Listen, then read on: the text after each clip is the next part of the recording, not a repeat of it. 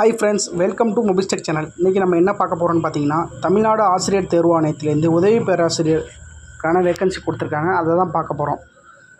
இதுக்கான காலி பணியிடம் பார்த்திங்கன்னா 2708 வேக்கன்சி கொடுத்துருக்காங்க.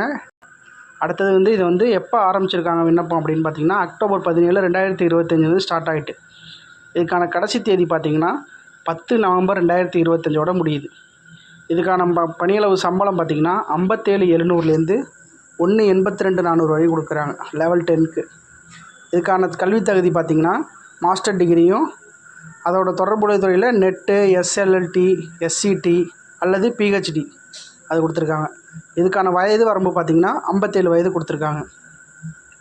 இதுக்கான எடிட் ஆப்ஷன், அதே மாதிரி அப்ளிகேஷன் எடிட் பண்ணணும், தப்பாக இது பண்ணிட்டீங்க அப்படின்னா அதுக்கு 11 நவம்பர் 2025லேருந்து 13 நவம்பர் 2025 வரையும் திருத்துறதுக்கான வாய்ப்பு கொடுத்துருக்காங்க. இதுக்கான எக்ஸாம் டேட் பார்த்திங்கன்னா டிசம்பர் 20, 2025 கொடுத்துருக்காங்க. இது தற்காலிகமாக தான் கொடுத்துருக்காங்க. சம்டைம் எக்ஸாம் டேட்டும் மாறலாம். இதுக்கான எக்ஸாம் ஃபீஸ் பார்த்திங்கன்னா பிசி, எம்பிசி அதர்ஸுக்கெலாம் 600 ரூபா, மற்றபடி எஸ்சி, எஸ்சிஏ, எஸ்டி மாற்றுத்திறனாளிகளுக்கெல்லாம் 300 ரூபா கொடுத்துருக்காங்க.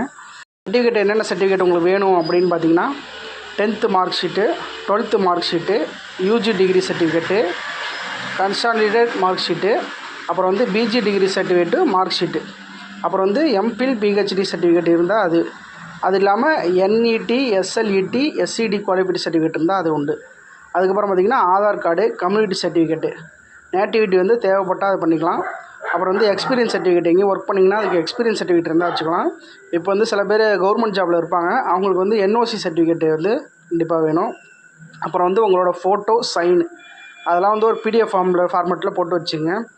இதுக்கான டாக்குமெண்ட் 100 கேபிலேருந்து 200 கேபிக்குள்ளே இருக்கணும். அதையும் பார்த்துங்க. அதில் பெயர், பதிவு எண் ஆகியவை தெளிவாக இருக்கணும். அதையும் பார்த்துங்க உங்கள் டாக்குமெண்ட் ஸ்கேன் பண்ணுறப்ப. இதுபோல் தகவலுக்கு நம்ம சேனலை சப்ஸ்கிரைப் பண்ணாலும் சப்ஸ்கிரைப் பண்ணிங்க, கூடவே இருக்க பெல் பட்டனையும் கிளிக் பண்ணிங்க.